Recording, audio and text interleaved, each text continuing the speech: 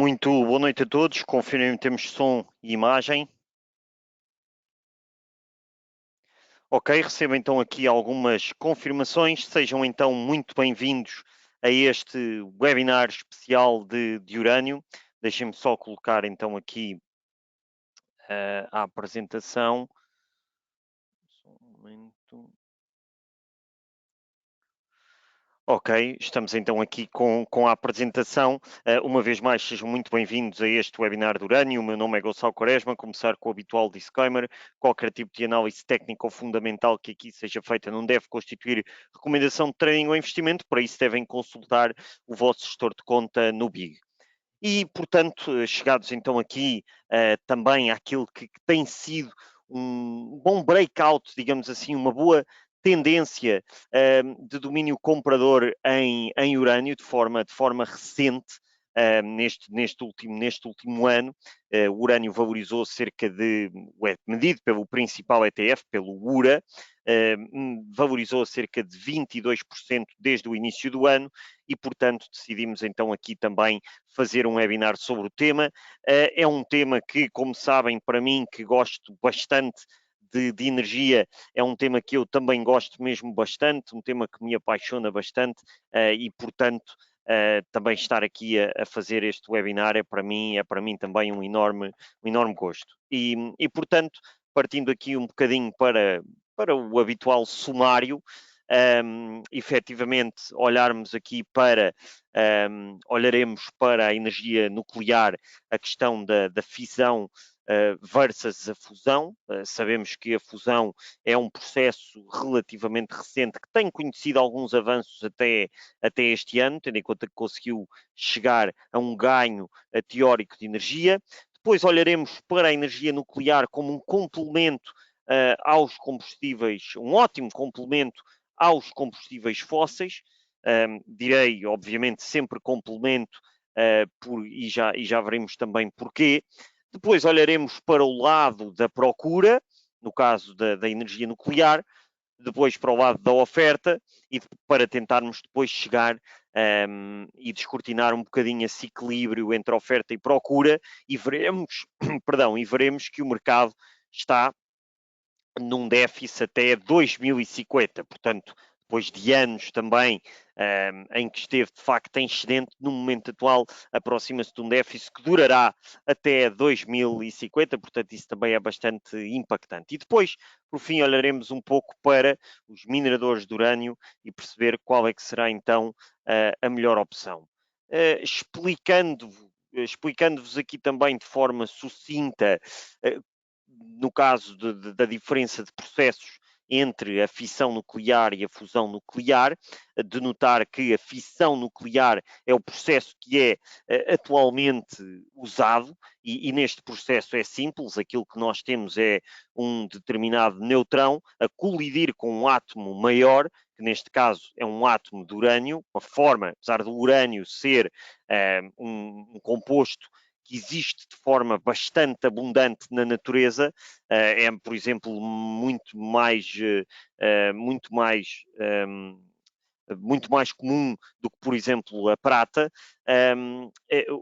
Existe uma forma específica de urânio, que é o U-235, que é extraída do urânio, e essa forma, esse U-235, já é muito mais raro. E, portanto, isto para dizer o quê? Que o neutrão colide então com esse átomo maior de urânio, o U-235, e gera-se uma explosão que origina, obviamente, uma massiva libertação de energia. Como eu já vos dizia, recentemente existiram alguns avanços também na fusão, na fusão, exatamente, que é o contrário deste processo. Portanto, ao invés de um neutrão colidir com um átomo maior, temos a junção dos núcleos de dois átomos e essa junção gera massivas quantidades de energia, massivas quantidades de energia essas que depois, muitas das vezes, são obviamente aproveitadas. É um processo um bocadinho mais complicado, gera mais energia e por isso é que também tem surgido, tem tido avanços um bocadinho mais lentos.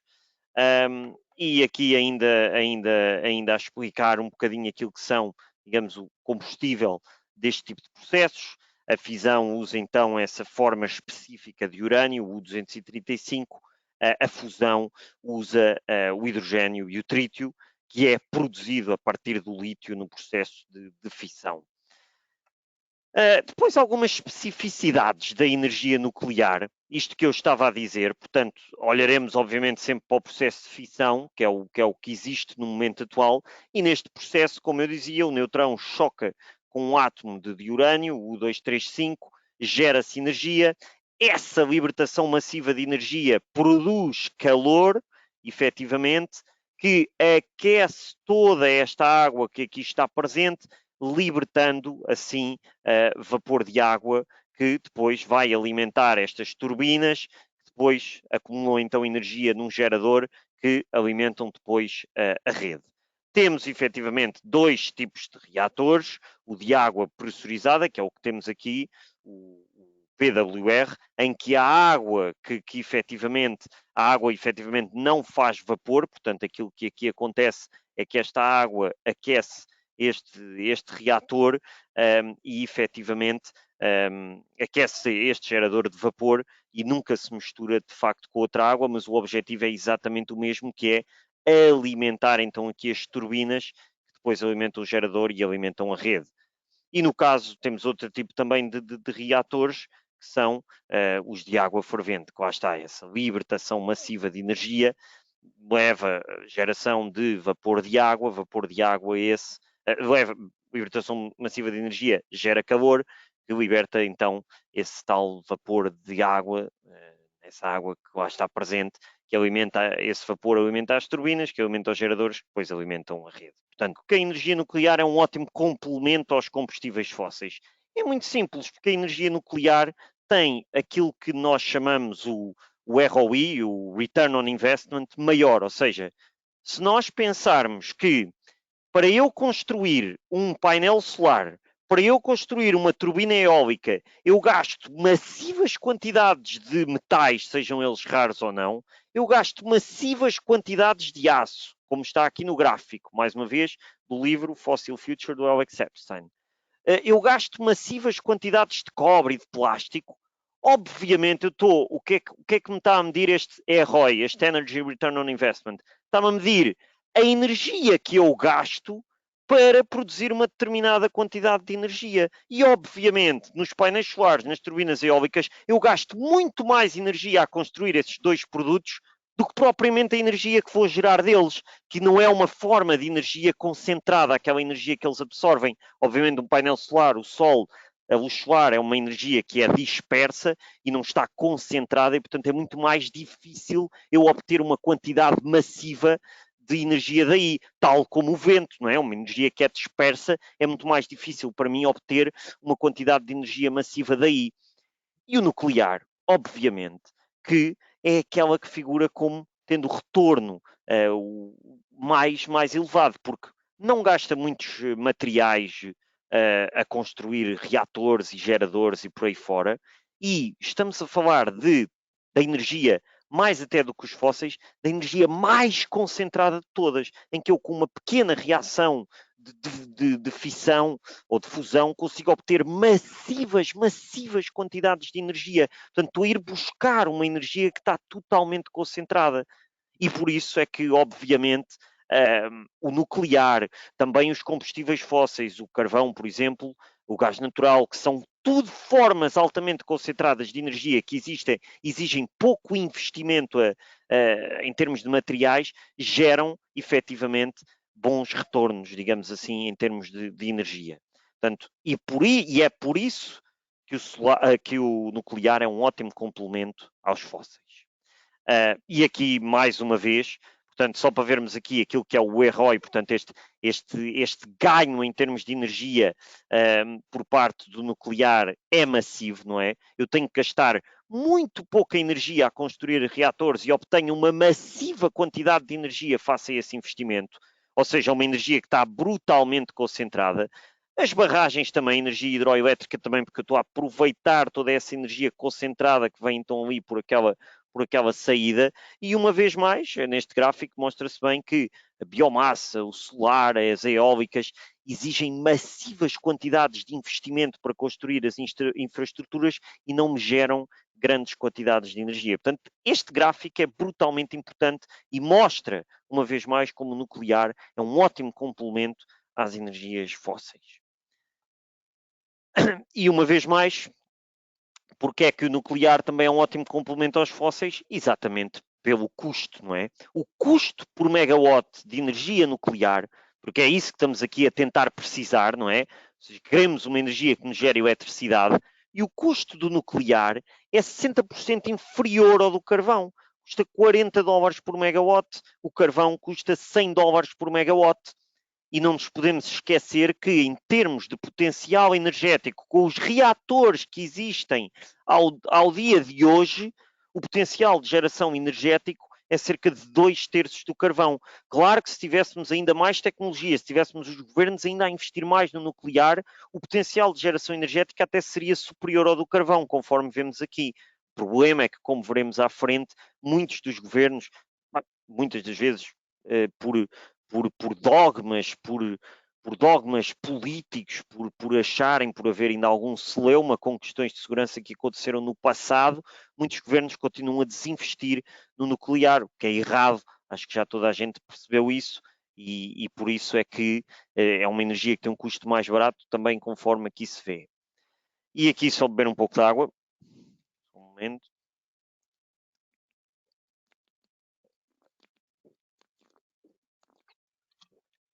Portanto, analisando agora aqui um bocadinho o equilíbrio oferta-procura.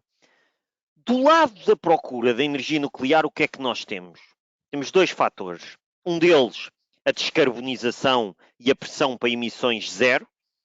Isso é uma agenda que os governos têm e isso é muito evidente na China. O governo chinês está com planos ambiciosos nisso. E do outro lado, temos um aumento de procura por eletricidade que será brutal nos próximos anos, com, obviamente, os países emergentes a liderarem, sobretudo Índia e China. Estão cada vez mais, sobretudo a Índia, a eletrificar-se. E, portanto, posto este primeiro ponto, onde iremos, em primeiro lugar, olhar para este lado da procura, o papel que China tem. E o papel que China tem é importante. O governo tem um plano bastante ambicioso para o nuclear, quer aumentar e apostar forte no nuclear, aumentando para 70 gigawatts a capacidade instalada até 2025. Isso é 31% acima dos níveis de 2021. E notem como a China, neste gráfico, é o país que mais reatores tem em construção. No momento atual, no mundo, existem 439 reatores. A China tem 57 novos reatores em construção. E conforme nós vemos aqui também neste gráfico, a China, face aos Estados Unidos e França, tem 5,6 vezes mais e 7,7 vezes mais reatores em construção do que Estados Unidos e França. E no momento atual, se nós virmos aqui o gráfico da direita, o nuclear na China pesa apenas 4% da geração de eletricidade na China. Notem como em França o nuclear pesa 80% de geração de eletricidade. O governo francês nunca desistiu do nuclear. Nos Estados Unidos pesa 20% e na Alemanha, lá está, o pior exemplo em termos de desinvestimento do nuclear, quando ainda nos anos 90 pesava 40%, no momento atual pesa 11%, ou menos disso. Portanto, aqui para dizermos ainda e focarmos no caso da China, da procura que vem de China, lá está, que é aumentar-se este peso do nuclear na geração de eletricidade na China dos atuais 4% para, com estes 53 novos reatores que estão em construção, para 10% de peso na eletricidade em 2030 na China. É isto que é o objetivo do governo. Qual é que é aqui a única questão, e por isso é que os mineradores têm um papel tão importante? É que no momento atual, conforme eu digo aqui, a China importa 83% do urânio que tem. A China, no momento atual, precisa muito, muito de urânio, porque tem 53 novos reatores em construção, e por isso é que importa 83% do urânio. A China só tem 4% das reservas a nível mundial. E isso é importante também depois para o campo dos mineradores, que veremos mais à frente. Pronto, isto era efetivamente aqui aquilo que eu dizia também. Portanto, o gráfico da direita mostra que em 2030 todo este investimento em nuclear fará com que o nuclear pese 10% de peso de geração de eletricidade na China. E agora andando aqui para o outro lado da procura, para o segundo catalisador, que é o aumento do consumo de eletricidade. E as estimativas são simples, não é? A Agência Internacional de Energia prevê que até 2050 exista um aumento de 75% no consumo de eletricidade, com a China e a Índia a liderarem. Obviamente que os combustíveis fósseis, continuarão a desempenhar um papel importante na geração de eletricidade, o carvão e o petróleo. O nuclear terá também que ser um tema, porque conforme nós vimos, solar e eólica são energias que não têm um retorno no seu investimento muito vantajoso, são energias até mais caras nesse sentido, e por isso é óbvio que o nuclear terá que ter um papel perante esta procura massiva por parte do consumo de eletricidade que virá, que será um aumento de 75%. Agora, olhando um bocadinho para o lado da oferta, e o lado da oferta de energia nuclear e de urânio é muito interessante porque é talvez das matérias-primas, o urânio, que tem a oferta mais constrangida, tem a oferta mais concentrada, e por isso é interessante analisarmos isso, não é? Analisarmos esta dinâmica, que é uma procura a crescer brutalmente por objetivos de descarbonização e por aumentos brutais de consumo de eletricidade, e do outro lado, uma oferta que está totalmente concentrada em alguns estados de alguns países, e uma oferta que é, obviamente, muito sensível, por isso, também a riscos geopolíticos, e muito lenta também a subir. Portanto, vamos ver isso aqui, não é? Veremos três fatores: o risco geopolítico. O ano passado, o urânio esteve também nas bocas do mundo, porque existiu a guerra na Ucrânia e a Rússia tem um peso grande no fornecimento de urânio. O Cazaquistão, então, nem se fala, pesa 56% do fornecimento de urânio e teve instabilidade social no início deste ano, que depois se resolveu, mas trouxe também receios. Depois, o elevado risco de concentração da oferta é outro fator que analisaremos. Vemos que a maior parte desse urânio está nas mãos dos Estados, e nós sabemos que a política muda com uma meteorologia e, portanto, nunca é bom para uma oferta estar totalmente concentrada. Quer dizer, é bom para o preço, é isso que nós queremos, não é? Mas um ativo que tem um risco de concentração grande, obviamente que isso pode gerar disrupções e causar massivos spikes no preço, obviamente. E depois a construção morosa e lenta de novos reatores será o terceiro fator que analisaremos. Este é o primeiro, tensão geopolítica. Notem aqui como a Rússia dispõe de cerca de 14% das reservas de urânio a nível mundial. Portanto, isto é um tema importante. E depois isto, não é? O risco de concentração. E é tão importante este gráfico. Atenção, só para nos delongarmos um bocadinho neste gráfico, exato. Notem como o Cazaquistão produz 56 milhões de toneladas de urânio num ano.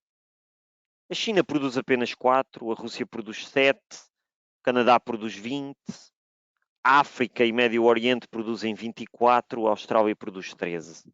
Ou seja, o Cazaquistão produz muito mesmo, produz quase metade de todo o urânio a nível mundial.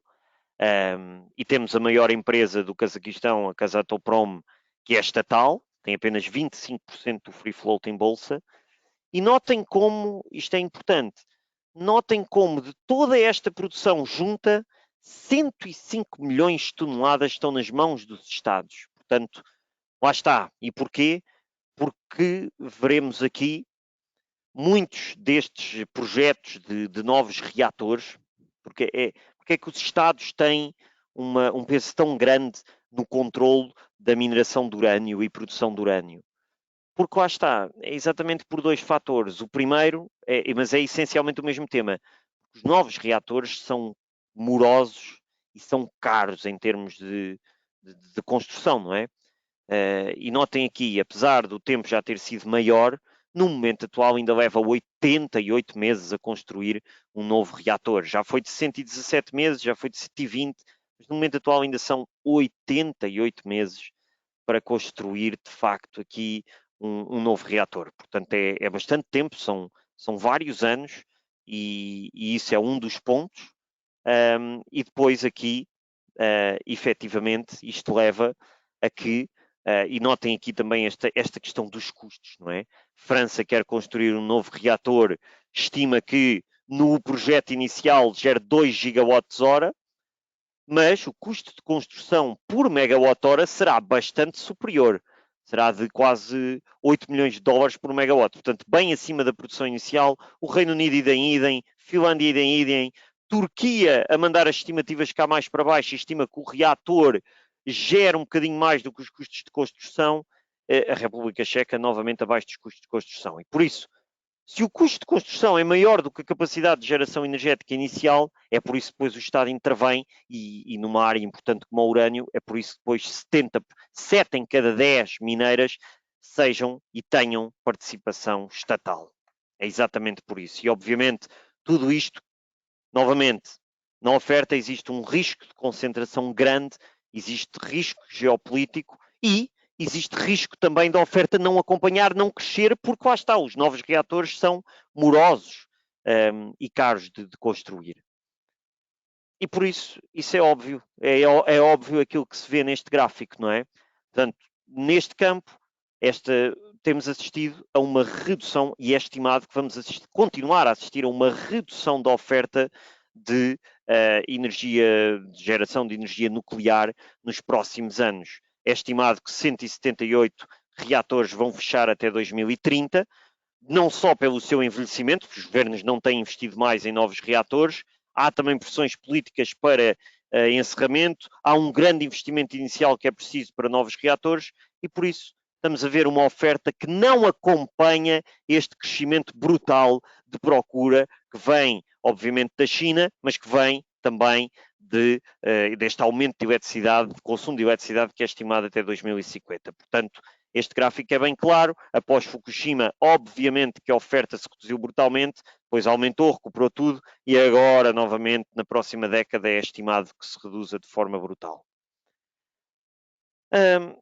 E há uma forma, de forma muito simples, há uma forma de controlarmos isto através de novos reatores nucleares, os Small Modular Reactors, que têm menor tempo de construção e menor custo por kilowatt. É preciso empresas que o façam, nós vamos ver aqui só uma, e é preciso que haja também esse investimento. Mas, em suma, é isto, conforme eu já referi aqui várias vezes. Equilíbrio entre oferta e procura, essencialmente teremos o mercado de urânio em déficit até 2050. Portanto, a procura cederá a oferta até 2050. Apesar da oferta ir crescer 4% ao ano até 2050, com os mineradores a regressarem após falta de investimento, é estimado que lá está, por esta questão de o número de reatores ir diminuir até 2030 por falta de investimento, por pressão política, por grande investimento inicial que é preciso, que essa oferta não acompanhe o crescimento da procura. E, portanto, isso é um tema que é efetivamente importante e leva este mercado em déficit até 2005. Terminar, analisar aqui os mineradores de urânio. Só aqui um pouco de água.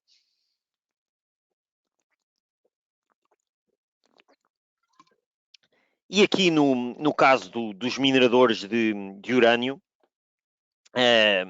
efetivamente, vermos que no momento atual, lá está, o Cazaquistão pesa muito, a Kazatomprom, a empresa estatal, pesa 22% do market share de produção de urânio, é brutalmente impactante. A Cameco, que também aqui analisaremos, tem apenas 6%, mas também é uma ótima empresa, mas claramente a Kazatomprom a liderar. Depois, como se não sabem, o urânio, apesar de ser uma matéria bastante comum na natureza, nem toda tem a mesma classificação. Portanto, a China só tem 4% das reservas de urânio a nível mundial, mas muitas delas não têm sequer classificação para se extrair aquele átomo de urânio, o U-235. Portanto, há umas que têm péssima qualidade, há outras que têm média qualidade, boa, e depois qualidade muito, muito boa, que é um bom grade. E aqui o Cigar Lake, que é Cigar Lake, que é no Canadá, na região do Athabasca, tem a melhor classificação, o melhor grade de urânio a nível mundial. É um projeto que é maioritariamente detido pela Cameco. A Kazatomprom também não está nada mal, tem zonas com ótimo grade.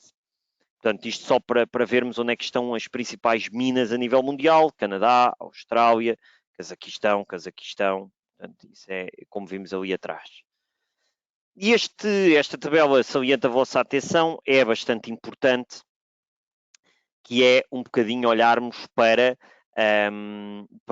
o ciclo de produção que a energia nuclear tem. Portanto, começamos com a fase 1, que é a exploração do urânio, depois a mineração, depois a sua conversão, o 4, o processo de fissão, e o 5, a geração de energia, que foi o que vimos no início deste webinar. Eu aqui, o que é que eu pensei? Pensei nesta fase em fazer uma análise de alguns mineradores, mas depois notei que, lá está, a Cameco e a Kazatomprom dominam completamente este mercado. A Cameco, então, está em todas as fases, tem quase todas as fases. A Cameco é um player altamente diversificado, tem as suas minas de urânio que têm ótima classificação em termos de grade, consegue depois também refinar, converter esse urânio, metê-lo novamente a gerar energia. Portanto, está em quase todas as fases, só não está na fase de produção de reatores, mas a Cameco abrange quase todas as fases. A Kazatomprom pesa 22% da exploração de urânio a nível mundial. Portanto, estas duas empresas, quer a Cameco, quer a Kazatomprom, acumularam quantidades massivas de urânio que estão a vender e vendem, e acumulam e vendem em mercado secundário. E o problema de muitas mineradoras de urânio é esse. É que não têm terrenos bons, porque isto é um mercado que é muito monopolista, não têm terrenos bons, com boa classificação, não conseguem extrair muito urânio e depois também não têm para acumular. E por isso eu acho que aqui, sobretudo no urânio, há que ser muito, muito seletivo. E eu, pessoalmente, acho que a melhor opção de ter exposição ao mercado, mais do que ir para players individuais, é ter o ETF, o URA, o Global X Uranium ETF, e passo a explicar efetivamente porquê. Porque o URA é uma ótima diversificação, conforme veremos, entre o terem fisicamente urânio, que é algo que é difícil. Há um ETF que é o Sprott Physical Trust Uranium, que cota apenas no Canadá e é algo difícil de transacionar, mas este ETF tem 10% desse ETF. E depois, portanto, já tem exposição ao urânio físico e tem exposição aos maiores mineradores, conforme veremos mais à frente. Pronto, isto da Kazatomprom é um puro minerador de urânio, conforme eu dizia. Lá está, o foco é primariamente produção de urânio. Lá está. E aqui o ETF que eu falava. Notem aqui como o URA está bem diversificado. Este ETF é a estrela da indústria, de quem quer ter urânio, e eu acho que não há que inventar a roda às vezes, não há que... A Cameco é verdade, subiu imenso, se me falarem em ter individualmente Cameco, eu não sou contra, subiu bastante, e o URA acho que ainda tem mais upside, mas notem que o URA, o ETF, lá está, tem 10% de exposição ao urânio físico, que tendo Cameco também já tem, porque a empresa e a Kazatomprom são quase as duas únicas que têm urânio físico também. Portanto, tem 23% do ETF é Cameco, 6% Next Gen Energy, Uranium Energy, novamente uma mineradora. A Kazatomprom também aparece por aqui alguns que eu já vi, anda mais ou menos com 5%. Que eu acho que eles mudaram o nome, mas eu sei que a empresa está por aqui. E depois tem também, neste ETF, algumas empresas importantes de produção por exemplo, de small medium reactors, aqueles reatores que eu falava que eram importantes porque têm custos menores. Por exemplo, a NuScale. Eu, pessoalmente, lá está, aconteceu que podíamos, se calhar, ir aqui analisar empresas a nível individual, mas eu achei que ter este ETF diversificado era uma muito melhor opção. E lá está, fazem-me aqui a pergunta porquê a queda do ETF URA entre 2010 e 2020, 130 para 10. Vamos já lá, efetivamente, só aqui destacar que a nível mensal o URA A nível mensal, atenção, de longo prazo, desde 2014, o URA está a quebrar um cup with handle, muito, muito, muito, muito impactante. Notem aqui, ali, eu até se calhar vou mostrar aqui na Big Global Trade só para que todos consigam ver, só um momento. Mas essencialmente, porque é que ocorreu essa queda? Não é muito difícil também de justificar. Conforme eu lhe referi atrás, estes últimos anos foram de massivo desinvestimento no setor, massiva redução da oferta depois do episódio de Fukushima. Muitos mineradores não conseguiram sustentar os custos de ter novos reatores e por aí fora e acabaram por sair da indústria. Por isso é que a oferta está deprimida. Este ETF era um ETF que era essencialmente de mineradores, não é? E, portanto, foi exatamente por isso, após anos em que o mercado de urânio andou em excedente, não é?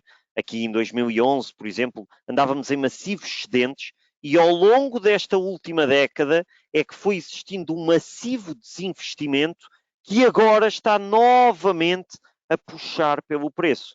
Acho que isso é evidente aqui no gráfico que eu tinha aqui.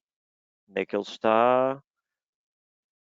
É evidente aqui neste gráfico, não é? Portanto, o total de geração nuclear de geração de energia nuclear desde 2014 cresceu muito. Portanto, novos mineradores regressaram ao espaço que permitiu uma recuperação do ETF URA. No entanto, o ETF foi-se ajustando, agora tem os players principais, que é o que viram, a Cameco, tem urânio físico, tem a Kazatomprom, e, portanto, mesmo que se fechem reatores até 2030, isso reduza brutalmente o nível de supply, reduz o nível de oferta, estes mineradores são agora mineradores mais sólidos, sobretudo a Cameco, porque têm efetivamente urânio físico, portanto beneficia de uma perspectiva de subida do preço e porque agora a procura é muito diferente do que era há 10 anos atrás. O Japão, por exemplo, está a regressar e a pensar reabrir também alguns reatores. Por isso é que houve condições ao longo de todo este período, ao longo destes últimos 3 anos, para o URA ter uma forte recuperação e estar finalmente a recuperar. E, portanto, com esta perspectiva de um déficit até 2050 que pode puxar novamente pelo preço do urânio, com a perspectiva do nuclear ganhar também um lugar de destaque com a procura da China, acho que poderá ser um período muito benéfico para muitos dos mineradores que estão neste ETF e, sobretudo, se ele quebrar aqui a zona dos 25 a 94, ou seja, $1 acima dos níveis atuais, é um breakout muito, muito importante deste Cup with Handle, faz acreditar finalmente numa valorização aqui do ETF de Uranium Miners, de mineradores de urânio, após anos e anos e anos de muita lateralização em níveis muito baixos. Portanto, espero ter sido claro também neste ponto, em trazer aqui a ideia de ter exposição ao mercado, a um mercado que, como eu referi, vai estar em déficit durante as próximas décadas. E pronto, efetivamente, este webinar também já vai longo e, portanto, era essencialmente isto que aqui queria trazer. Se calhar analisarmos, eu acho que este ETF, como disse, é uma ótima forma de termos exposição ao segmento. Obviamente que se mais tempo ainda houvesse, se calhar podíamos ir a um ou outro tema, mas depois lá está, os principais players, Cameco, ok, tudo muito bem, mas a Kazatomprom é difícil de negociar, apesar de ter um ADR, mas está em OTC, portanto nem sequer vale a pena, e por isso é que acho que este ETF é mesmo a melhor opção. E portanto, assim sendo, peço desculpa, e portanto, assim sendo, não havendo aqui, exatamente, não havendo aqui mais questões, eu ia-vos pedir, como sempre, o vosso feedback habitual. Vou deixar aqui 2 minutinhos para que todos coloquem feedback na caixa de comentários sobre, obviamente, o que é que acharam do webinar. Foi um webinar mais demorado do que também é habitual, mas como vos referi no início, urânio e nuclear é um tema que eu gosto mesmo bastante. E, portanto, não se coibam também de colocar os vossos comentários na caixa de comentários para que também estejamos sempre a melhorar estes nossos webinars. Portanto, vou deixar aqui 1 minutinho e meio para colocarem os vossos comentários e, uma vez mais, com isto me despeço. Obrigado a todos por me terem ouvido e pronto, ficamos então aqui 1 minutinho e meio só para colocarem os vossos comentários. Obrigado a todos.